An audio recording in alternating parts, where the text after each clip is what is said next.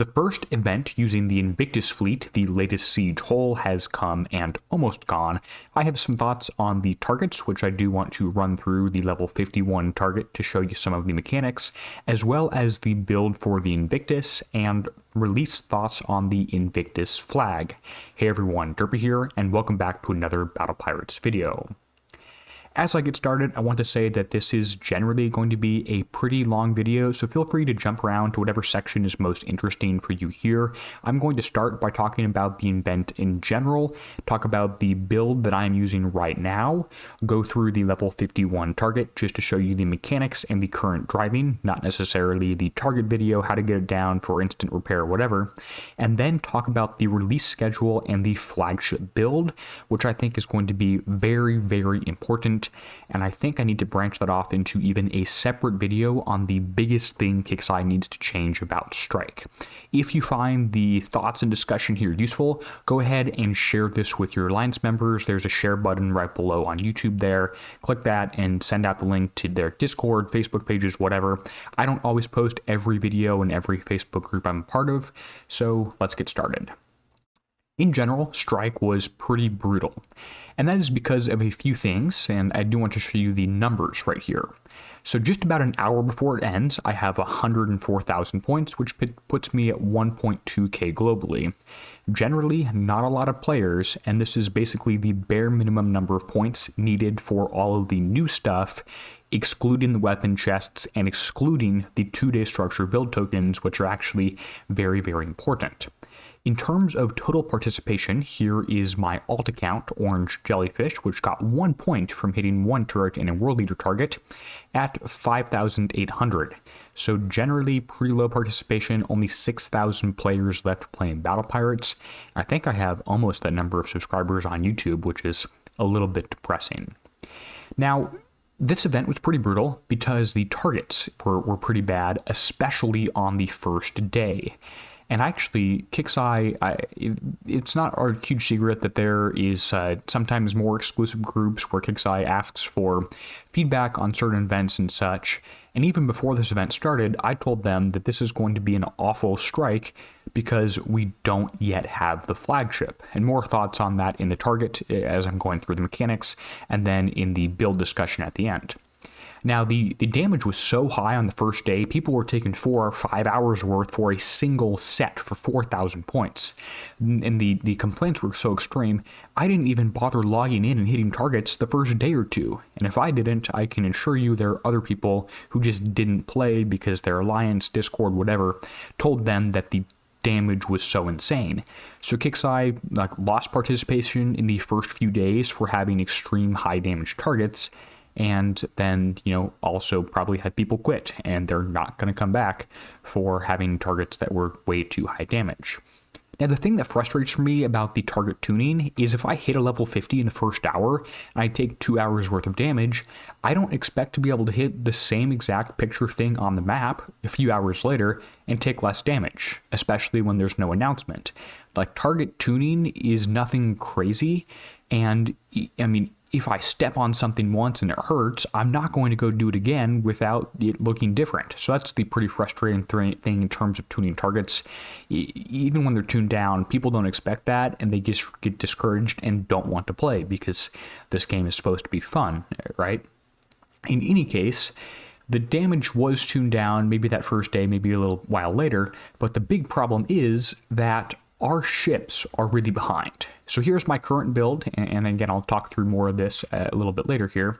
I've got 3 U2 ships because I spent 100% of the physical time in my shipyard upgrading these, and maybe I could have gone to U3. No armors on these whatsoever because, well, I just didn't have the time to spend, 1.5 days per ship adding armor to these. Maybe I could have managed my shipyard schedule a little bit better and gotten something out, but I didn't. And we were really behind because the build and upgrade times are longer for these ships compared to the other ones because of the lab timing and the lab upgrades. I have a chart linked in the YouTube description, which does show the upgrade times required based on your Intel lab levels, and it adds multiple days per each individual ship because this is a tier 14 hull, and we don't have the upgrades for tier 14 at this point. So you need to spend time upgrading your Intel lab for upgrades, naval lab for armor additions, weapons lab for weapons additions, and advanced lab for advanced lab additions to get this going. And that is on top of needing to upgrade the dock to run more than 3 ships in the fleet, and on top of needing to build the new fusion factory, which I haven't even done yet because my dock's not done, in addition to all sorts of other things. So, you know, even if you only focus on PvE, your ships right now are behind, even with the 4 days of tokens that whatever the Kixeye gave out, your ships are behind compared to where they usually are, simply because upgrade times take longer without all your labs done. And you'll notice right here that I just have a damage version built out right here. Kixeye did go ahead and lower the weight slightly on some of these components because the heavy weapon put the build that I came up with overweight, and that has since been changed. I'm hoping that the heavy armors, when the U3X1 comes out, they don't have to do that thing again, because that would be very silly to result in needing to lower the weight again a second time. And that, again, is weight on the individual ship, which is completely different than weight on the entire fleet.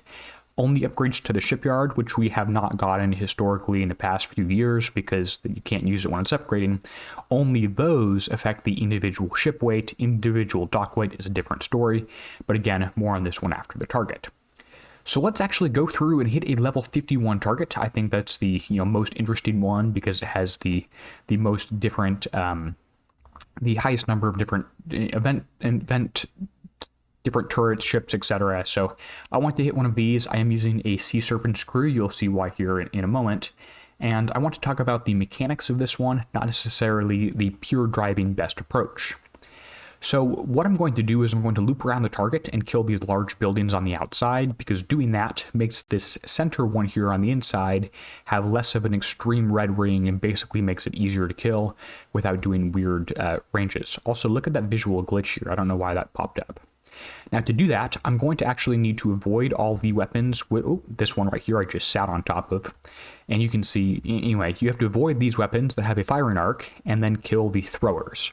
The throwers are not too bad because they can be avoided. The damage for the most part can be avoided if you stay moving at maximum range. Same thing with the ballistic turrets right here. I guess I call them ballistas. And the really bad ones in the target are the phlogiston launchers, and we'll get to those ones in a moment. Then there's also the Gatling guns. Just outrange those, they'll be totally fine. In any case, I'm going to start moving here, and as you can see, if you just stay moving against this turret, even if it gets off a second volley, you basically avoid all the damage. So that's how you kill basically those turret clusters. And the second one right here, you just outrange it and you'll do totally fine. You'll notice I'm not using any combat speed buffs. I'm not using a D5 EV armor or anything. More on that one in a little bit. Let's actually just go ahead and run by this one. Watch the retreat bar. I'm not going to even try and shoot at this one. Well, I guess I did. I want him to shoot at me without me shooting at him, so you can just see the retreat bar and see that if it does or does not go down based on... again, the ranges are close, but long story short, I think I can outrun all the damage from this one with no D5 EV or anything on the ship. Now, the ballistic one, similar story. I haven't actually, it's difficult to get this thing exactly right, but if you stay moving, you should be able to avoid basically all of the damage from those ones because they hit pretty far behind you, and it's just splash at that point you're concerned about.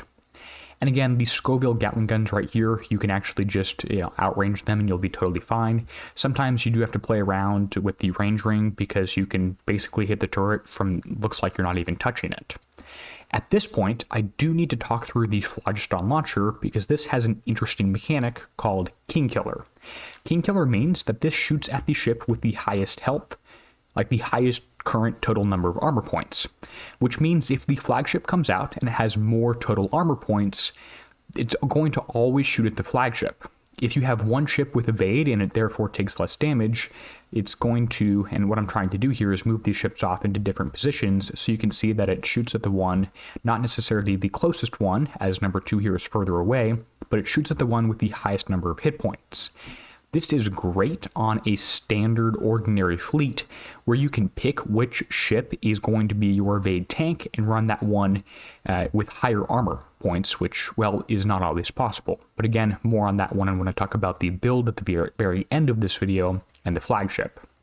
But that turret is not actually too bad, and if you are running a D5 EV crew, or I guess I should say a Sea Serpent's crew, you can sometimes avoid all of the avoid getting a shockwave. Because what you don't want to do is you do not want to get a shockwave from that Flage Stun Launcher turret, because you'll be very, very sad. And again, you can avoid this by basically just trying to kill this thing very quickly in one volley's worth, whereas like and just hoping basically that it misses enough times it never shockwaves you. Now, you actually have to go to your effects and your settings and turn on a bunch of different things. These are the ones I have here. Turn on particle effects, turn on projectile explosions. I don't remember which one of those it is, but you basically need specific settings so you can see a shockwave if it occurs. Now, the interesting thing here is that we basically expect the flagship to come out with more armor points, which means that this turret is always going to shoot at the flagship if the flagship has more armor points. And watch out here, there is a damage ring that I just totally went into for the center turret right here, or the center building, because you can't actually see that it's going to pop up until it does, but regardless. As I was saying, if the flagship comes out with more armor points, that turret is always going to shoot at the flagship until that 10, 20 million, whatever, in health has been depleted and now has an equal health to the other ships in the fleet. Even if I take ship number 5 and build it as an evade tank, in the case the flagship has more armor, the flagship is going to get hit first. Even if ship number 5 is parked closer, the flagship is going to get hit first. This basically requires us, the combination of an accuracy-based turret that has kingkiller and relatively high damage in this target, basically requires us to build the flagship as a kingkiller fleet, as a kingkiller. Now, what you'll notice if you are a very astute observer is that I don't have the flagship in this fleet. And that's because it doesn't exist. The flagship currently comes out in Raid 1, and we expect it to continue to come out in Raid 1. And there you can see I got a shockwave off on my fleet, which actually did quite a bit of damage. Now, the flagship comes out in Raid 1, which means that if Strike 1 requires the Invictus fleet before Raid 1, you literally cannot, even if you had infinite coin, infinite ship build tokens saved up, whatever, you cannot take the flagship and build it before it comes out. And I told Kixeye this, and Kixeye actually asked a few people, hey, I've been hearing that players are struggling more in Strike 1. Why do you think that is? I'm like, I told you guys, it's because the target mechanics are built and designed for the flagship when the flagship is not even out yet. So that was basically my response. And other than that, I think the targets are actually totally manageable. I think that they're generally pretty fun. They're different than we've had before. You can see that this center building now is a lot easier to take down, a lot easier to kill when I kill the shrouded building on the left and the shrouded building on the right and stuff like that. This one's no longer shrouded. The damage ring has like 3 phases. The first one is a red ring that probably buffs turrets. The second one just does damage to you, and the third one you can outrange, so it doesn't matter. I generally think that the mechanics of these targets are actually pretty good. I kind of hate that everything looks the exact same and it's all just orange, but other than that, I think they're pretty good. And sure, you have to drive against the Scoville turrets and you can't outrange them just by autoing, but you know, it's not a horrible target. By the way, I started this target with like half the fleet dead, so this is not like a representative damage thing, because again, I had damage on my fleet already. You can replay and see that. Now, as I was, here's the damage distribution on this one. Ballistic generally seems, not insignificant. Same thing with radioactive, although you can evade a lot of the radioactive. So I'm guessing we'll take a little bit more ballistic damage if we're driving poorly and get hit by things that we can't outrun. But that's sort of the damage report on this one. And again, the damage is not representative, and here's the build I'm using again here. Now, let's go ahead and go back to the dock and talk about the build, because I do have some thoughts on this one. And at this point, that's the target. That's the level 51. There's level 50 as well. I've driven that a bunch. I've also autoed it a few times, and it's not horrible. And in terms of the events and prizes that you want to get, you basically want to get everything new for the Defiance. I am not going to get the CT or X armors because I intend to use D5EV on or D5E armor rather, on the Defiance itself, pending the targets and stuff like that. Make sure you get enough Defiance evolution fragments so you can upgrade it to whatever level you want. I'd recommend E4 as we start, because this is not really going to be offered in a different event. And again, get all the Defiance stuff. You don't need the common rocket if you get all the chests worth of the other one. There are also Defiance evolution tokens and Invictus build tokens. I would definitely get those ahead of some of the limited stuff for sure, because it means your fleet will be ready for the raid. You should definitely max out and get each one of these things. They're 3.5k or 3k each between these different items. And again, Defiance VXP tokens also 3,000 each, so 9,000 for the total ship to be ranked up all the way. There are also ship build tokens in here, or I guess I should say structure build tokens in here, which I have currently not gotten because they're basically too expensive, and I think I'll be on track to have my dock upgraded anyway. If you can redeem those, they would definitely be nice to have. Now, I do want to go over the build for not the Defiance in this video, but I want to show you some updates to my build on the Invictus. Let's go ahead and load in that. As you can see here, I don't have the heavy weapon because my build sort of thing does not include U1, but I'm going to put this on here and have it on my ships already. I'm a little worried that the U3 and X1 armor, heavy armor, is going to make this thing overweight, which would be pretty annoying, but I would hope Kixeye would change that again. And of course, I'm just going to actually use the regular armors. These are from the Forsaken mission, so they're basically free and easy to get. I'll have whatever highest of the ballistic, whatever highest of the radioactive on here. Now let's talk about the build for the flagship.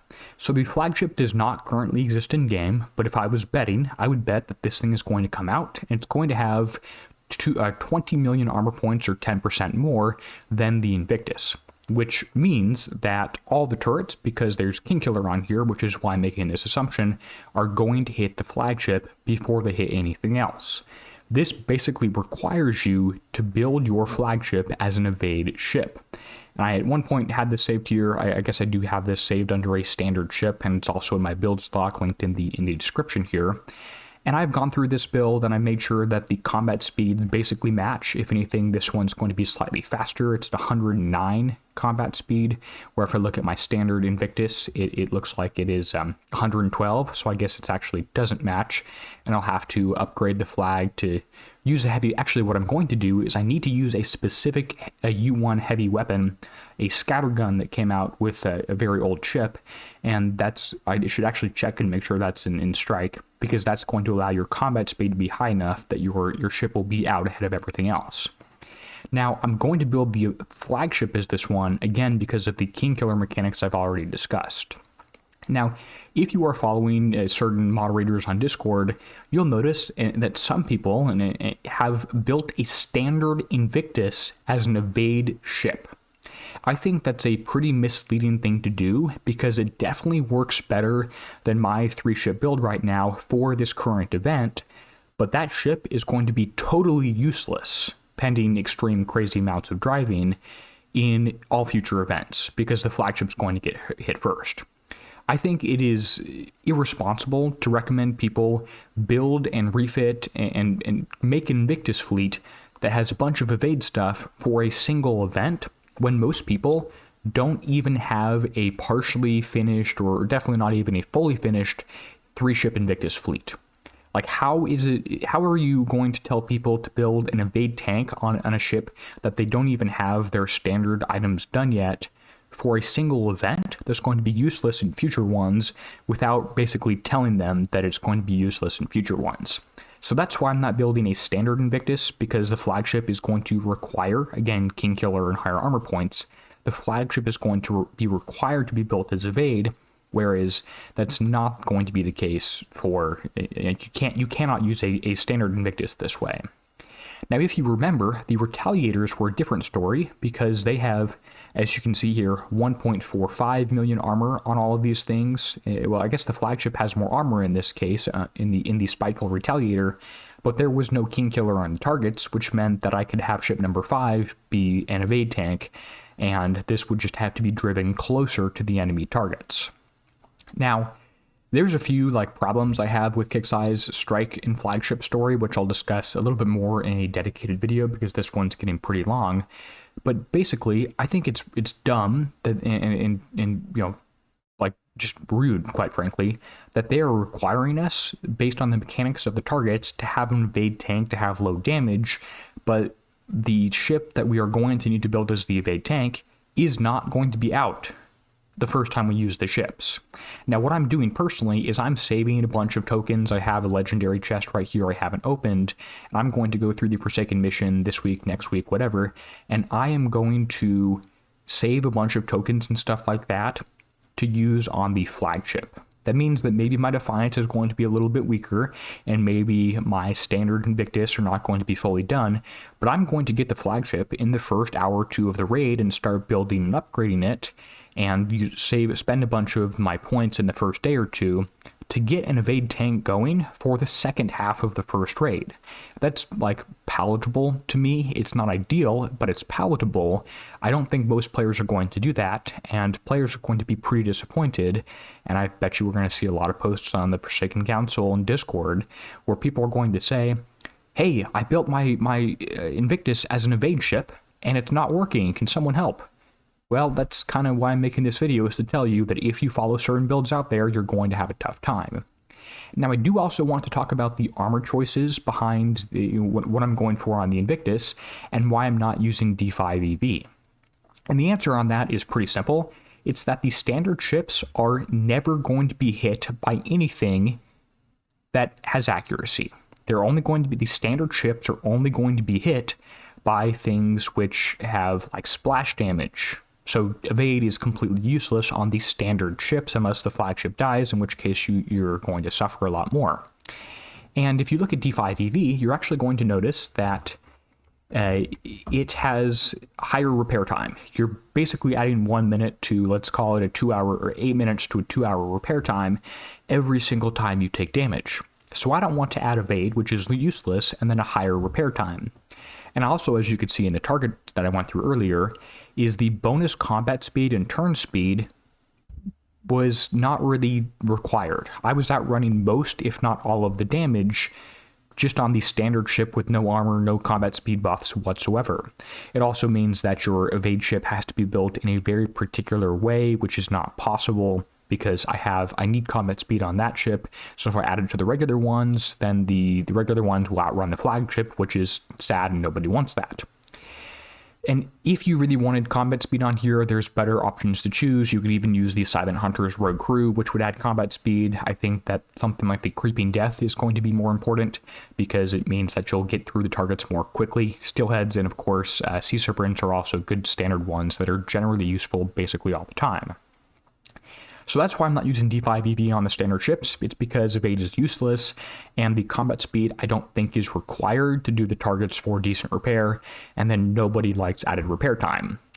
Now, maybe it would be more helpful in this particular event with 3 ships, but again, if I don't even have time to add the normal correct armor, I definitely do not have time to add more expensive, worse armor that I have to later refit off of, and people recommending that are basically hurting players who are blindly following them, which is why I make videos like this explaining things. I don't expect you to blindly follow whatever I do. I just show you what I'm doing, make my recommendation, and let you use the facts to make the decisions for yourself. So that's my thoughts on the Invictus fleet and stuff like that. I will be making another video, maybe even release the day after this one, called something like the biggest change Kixeye needs to make to strike or something, because the flagship story is kind of silly, and we're basically guessing that the Invictus flag will come out with more armor points.